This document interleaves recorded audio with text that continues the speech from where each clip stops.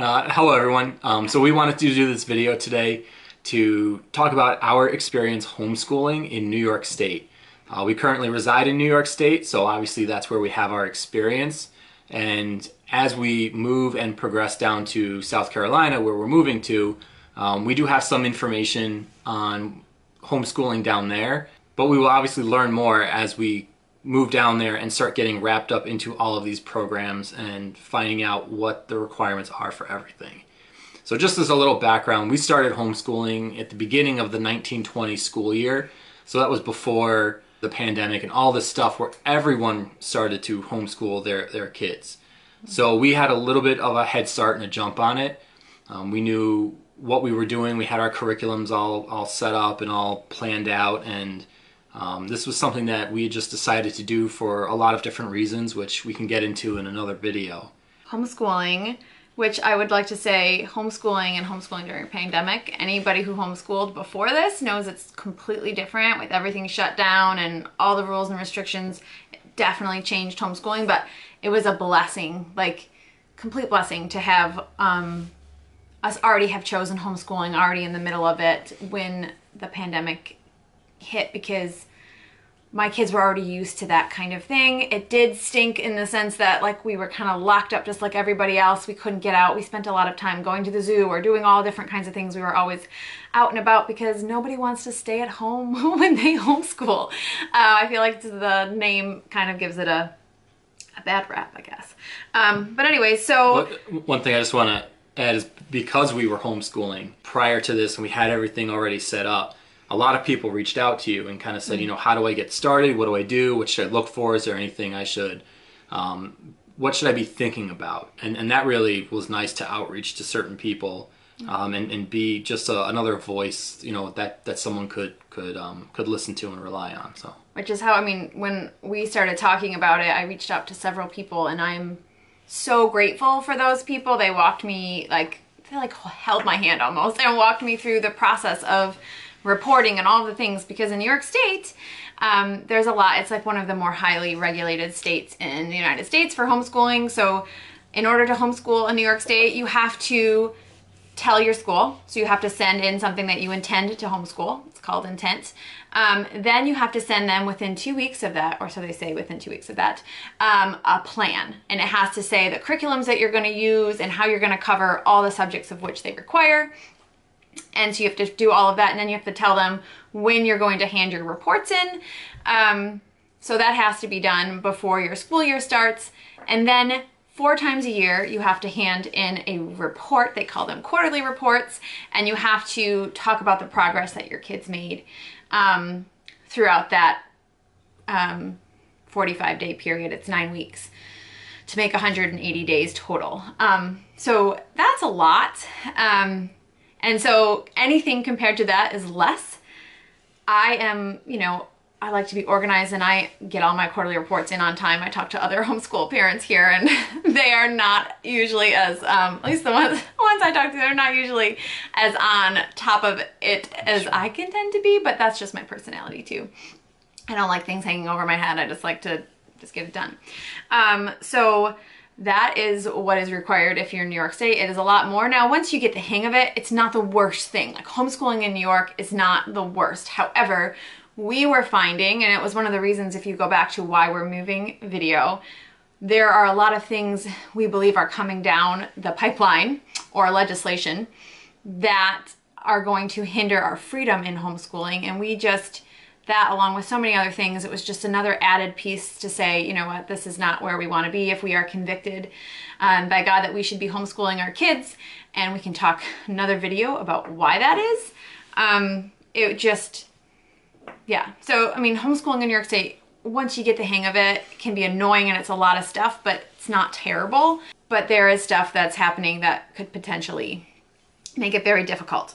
We actually had a home, we took our dining room. It's so funny, we had to like take a table down, actually move it out of the dining room. We made this whole homeschool room in our old house, and that's where we homeschooled. And when we decided we had to move, we had to stage our house, right, and make it look like someone else would want to buy it. Yeah. So when we decided to sell the house, we had to transition that back into a dining room. I think like my thought was, why don't we just leave it as a homeschool room? Because I mean, this is the age where everyone's pretty much homeschooling anyway. Yeah. That maybe they would like to see that and say, oh, well, they still have their eat-in kitchen and they have this room set up as a homeschool room. So why not just leave it that way so they could see that? Because we also had a basement set up where that was my home office, and they were like, oh, leave that. That's great. They can see it and work from home and all that stuff. Their recommendation from the realtor was no, change it back to a dining room. So we did, which meant that we didn't really have a homeschool space anymore, which quite a few people don't have homeschool spaces. So if you're interested in homeschooling and you're like, I don't have a space to homeschool, you don't need a space to homeschool. You just need a way to organize all your stuff. So for me, we just boxed up all the stuff that we weren't going to be using over the next couple months, either curriculums I had bought that we hadn't started using yet, or anything that we had used, which I planned to use for other kids. We boxed all that up. And then I made 4 bags. Each kid had a book bag, and I put all of the necessary stuff in that they would need over the next couple months. And then I made my own homeschool bag, which actually I took our beach bag and I made it into my homeschool bag. And I put like my planner in there and different things that I would need for them for homeschooling. So that way everything else got put away and everything is supposed to go back into those bags. It does not usually happen that way, but that was the plan. So we have been working out of those bags even before we sold our house. So that's what it looked like at our house while we were doing everything. And quite honestly, the one advice I would give anybody who homeschools and is also trying to sell their house is just be gentle and kind to yourself and to your kids, and make sure you just get the core subjects done. Because ultimately, especially in the younger grades, that's what matters. You want them to be able to read, write, and know how to do math. And the rest of the stuff, it doesn't mean for the whole year you forego that, but for a couple weeks to a month, you can be very light on science and history and things like that so that you have time to clean your house and organize and pack. I mean, we pre-packed before we showed our house because you just have so much stuff. So I just would recommend just being gentle on yourself and on your kids during that time period, and just be reasonable about what it is that you actually can have time to do, making sure that you are still taking the time to educate those core things. At my parents' house, it's a lot more crowded here. My parents have a lot of stuff, and then even the small amount of stuff that we brought, we still come with 3 kids and us. So yeah. It's crowded. However, their house, just like our house was, has like segmented rooms. So there is a room that's like a toy room we turned into a toy room school room. So it gets a little messy in there, but I'm trying to be better about making sure the kids definitely clean up after themselves so it doesn't become super overwhelming in there. So that's really currently where we're doing school, and we're still doing the same thing. We're doing it right out of those bags. And doing our best, kind of just being gentle still even during this time, not focusing a ton on science and history. They watch a little science video currently, and then we have like an audiobook that they listen to in the car. So that's what we've been doing for those kind of extracurricular things. 2 things that I would want to add to homeschooling at my in-laws. One, they're both still working, so they are out of the house during the day. So for us, it's just the same. It's the same thing every other day of the week, because I'm working from home right now, and then we're all here. We're just in a different location. So we have like we're still on our own schedule, being that we are, my in-laws go out every day for work. But the other thing that was kind of nice was that they also get involved with the kids in their homeschooling. So my mother-in-law is a 4th grade teacher, and she came home one day and my daughter was just reading to her and she was helping her out. So that change of pace, I think, for our kids is also nice. Yeah. To have someone here, someone who also will engage them and get them thinking and doing their work, and maybe give us a break, so to speak. And so that part is nice, and I think that's just nice in general about the homeschool atmosphere, is that you can have multiple people getting involved in your kids' education, whereas at school it's really just one, if you're in the lower grades, it's one teacher, or you're in the higher grades, it's one teacher per subject. So this gets us way more involved in their education. Yeah, and I would say too, as a homeschooling parent, you can often feel like you are like hitting a wall, or you can't figure out how to explain something to your kid. And so I love having different people kind of help me in that way. My mom's great because she has been teaching 4th grade, so she sometimes has different strategies or rhymes or songs or things that she teaches the kids. My friend she was a teacher, now she does a reading specialist kind of stuff, so I've gotten advice from her about that. So that's been really wonderful to get to see what specific struggles my kids have and then be able to reach out to people for help in those areas.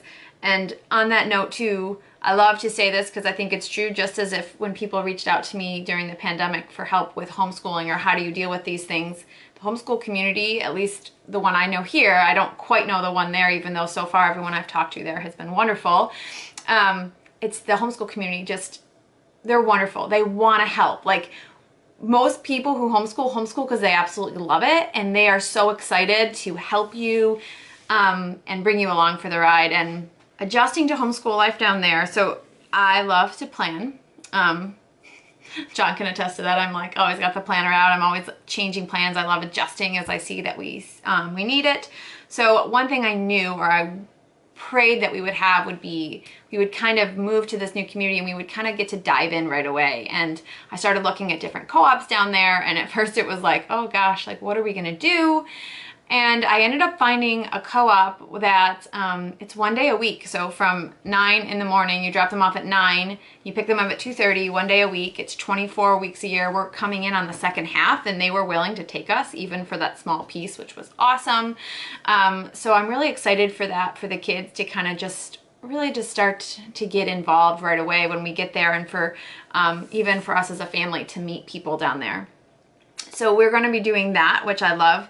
And then trying to figure out homeschooling. So one of the first things when we were looking for a place to move, one, obviously homeschooling was on our list of why. So figuring out what homeschool requirements are like in different states. Now, if you look, HSLDA, which if you don't, if you aren't signed up with them as a member, I would highly recommend it. They help protect your rights as a homeschooler in case anything were to happen. We spend about $100 every year for that, just for that protection. If you don't do it, I'd recommend it. But if you go to their site, you can click on each state and you can find out what their regulations are in every state. So this, South Carolina is considered moderate regulation. So we live in a high regulated state, and South Carolina is considered moderate. So at first I was kind of like, I don't know, do we really want to move somewhere, like if that's one of our main reasons, something that's still moderately regulated? And as I was reading through everything, I was reading through just option 1, and it was like you have to test your kid every year, and like if they don't do well, they can decide how they want to deal with how your kid's doing. And I was like, that sounds terrible. And I was in this one Facebook group, and this one girl was like, no, homeschooling in South Carolina is so easy. And I was like, what? So she sent me to a website, and I looked and I realized most people who homeschool and want the type of freedom that we want homeschool under option 3. So I'll briefly explain the 3 options as I understand them. Of course, I'm sure I will learn all little nuances just as I learned in New York. Not everything is exactly as you think it's going to be. But homeschool option 1 is through the public school there. So they kind of dictate everything.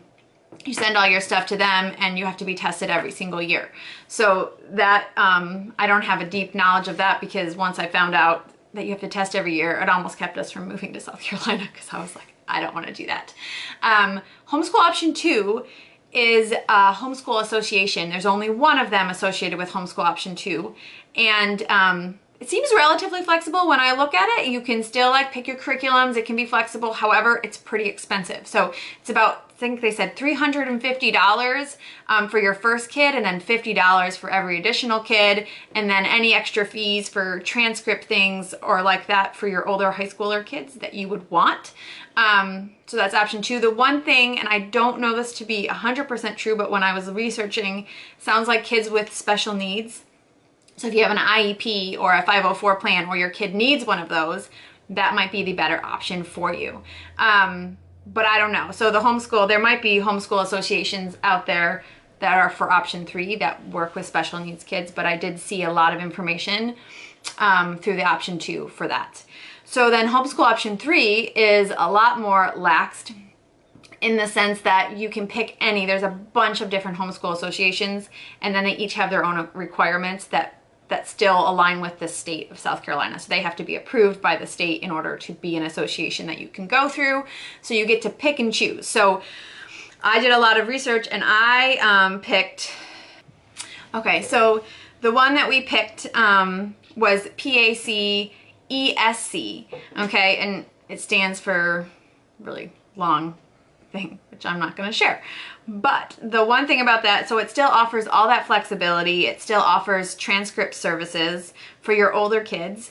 The difference is it's a lot cheaper. So it's $40 for our family for the year. And then if you have high school age kids, this particular association, it's a $50 one-time fee for each kid to get the transcript package that they have. So to me, that's completely a lot more affordable than the option 2. And here are the things that they require, which is pretty similar to what the option 2 required, which was you have to homeschool for 180 days. That can include field trips. All right, so you could do a field trip for a day and count that as a day towards school. You have to keep a plan book just to prove like kind of that you're doing stuff on those 180 days, and you just have to save those plan books if somebody wanted to look at them. The other thing is you need to do reporting twice a year. Now, I don't know exactly what this looks like, and I don't get the impression that it needs to be super, super detailed, but the ones I do for New York are really detailed, so I'm probably just going to keep a similar format and just hand those into the association and just only have to do it twice a year. And it just has to include reading, writing, math, science, social studies, and then in 7th to 12th grade, you also have to add composition and literature. Otherwise, you can do other subjects as well, but those are the ones that they require that you do. And then you just need to keep a portfolio of their work. So you don't have to keep every single thing they do, but just stuff to prove that your kid did do work in those subjects throughout the year. So for instance, my daughter just recently took a math test. I'm going to save that math test. I'm not going to save all the practice work that she did. She just wrote her own little story. I'm going to save that. So just the little things that you would want to save anyways. She got an A on that math test, by the way. She did. And that's the thing about the third. So I forgot to mention that about the second homeschool option. They say on their site that they, at minimum, they want you to test every other year starting in 3rd grade. Now they don't say it's a requirement, but it made it sound like it was. And then in option 3, you do not have to test at all. So yeah, so option 3 actually doesn't require a ton. I mean, it does still require you to do something. There are states in the United States that require like literally nothing. But also, you know, I'd like our kid, if they choose to want to go to a college someday, and we are very laid back about what our kids are going to want to do someday, I would like to come from a semi-regulated homeschool. I don't know if that's naive of me, and maybe I'll change my mind as we continue doing the homeschool thing, but I would love for them to, I don't know, have like a little bit more solid, like if they apply to a college, they're not just like, what'd you do with your kid, you know? There's more documentation and more proof that you completed school, not just the fact that your kid is old enough now to apply for college. So we'll see how it goes, and you know, we'll definitely put more videos together as I learn like details of things I got wrong. Because I learned that in New York. Like I thought like, oh, I have to do this, this, and this, and I would talk to people who'd homeschooled for years, and they're like, you don't have to do that, and I'd be like, what? But it says right here you have to do this. And so I learned a lot of things. The homeschooling, one thing that we want to do is use that, or use the time that we're there in our new environment, exploring our hometown and the parks and the attractions as days for homeschooling. Because like you said, you can count a field trip towards homeschooling. So, and we did that a lot here, where we'd go to the zoo or the science center or something like that. And so we need to find areas down there where there's parks and zoos, and I know that there's a train museum down there. I don't know if that'll actually count as like a field trip, but it will, I guess.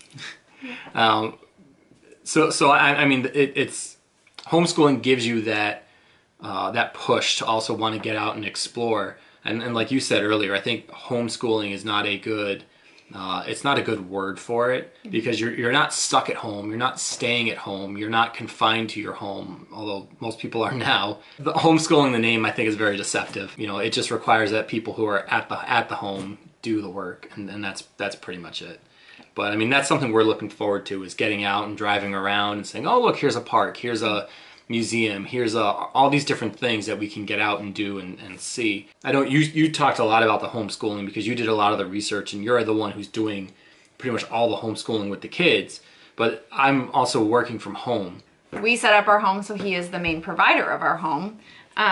So you're the main provider of our home. I do work part-time, even though when we moved down there, we made choices so that he had the job and I'm still looking for a job, and I don't plan on working a ton when I'm down there. So we were really lucky to have a babysitter who had been homeschooled that was willing to help on the 2 days that I worked here, which was great. But it's still really hard because there's just, like, every time I changed anything up, just you have to have such great communication with that person. And it just happened the way my schedule at work is that I was gone before she got to our house, and she was typically gone or on her way out when I got home from work because I worked 2 long days. So I am looking forward to being able to kind of manipulate our schedules a little differently, which is something I've always desired to do. But also, I don't know what a new job down there will look like for me and what that will require, but we did try to set it up. So John's job would be the main provider of our home, which we've always wanted it to be that way. Yeah. And like hearing the kids and hearing them run around and play and being in school, it's nice sometimes just to, like, you know, get up from my desk and listen to them either read or painting or whatever they're doing, and also to have them that they just kind of run in sometimes. They're like, look what I just did, or can I just read this to you? Or you know, our oldest was just like, look, I got an A on my math test, and I'm like, that's great, you know. And so it's nice to be around for those things when they happen, because I know for me one of the big things was I would come home from work some days, and you know, I'd be like, oh kids, how was your day? And they'd be like, it's fine. You know, I mean, they do exactly what I do. It's just like, it's okay. You know, it's the one word answers. And then you start hearing later there's all these stories that happened, and I think the comment you had made was that they tell you all this stuff because, like, as it's happening they want to talk about it, but then later in the day they just sort of forget, or they don't really realize or think that, oh, I also want to tell my dad about it. So that's something that's nice here about, you know, I can be at work, but I can also be available at home. And I know not all work from home jobs are the same. I'm very fortunate and blessed to have mine be the way that it is. Work is still my priority, but it's nice to be around when they have that, like, big thing that they want to talk about. But yeah, I do love that John's home to be a part of those things. And I think the kids love it. The kids really do. They love that Daddy is home, and it doesn't feel so much, even though he's not super involved in that whole process, like all the teaching, all the learning, all of those things. I'm really doing all of that without him. But, you know, they get to run in and he gets to be there. Sometimes Jameson will just go and sit there and color. The kids will do things like that in the room where he's working just to be with Daddy. So those things are really cool. Like, the scariest part of doing all of these things, you make these big changes, even deciding to homeschool, you're like, can I do it? Like, is my kid gonna not know what they're doing? Are they gonna not learn anything? I know John was nervous when I first talked about homeschooling. He's like, you have to actually do it. Yeah. And I was like, I meant that supportively. The reality is that the 5 of us are together every day, all the time. And there's nothing wrong with that. But when everyone needs a personal space, you got to identify it quick and just be like, all right, other room. You know, it's nice to have that. Hope you enjoyed this video. I hope it was helpful. If you have questions at all, please don't hesitate to reach out. We would love to help anybody who is thinking of moving, is in the process of moving, who already homeschools and wants to know what it's like to move and homeschool. Or let's say you don't homeschool, but you want to move and you're thinking of homeschooling where you go and want help with that. So anyways, have a great day, guys. Yep. Bye.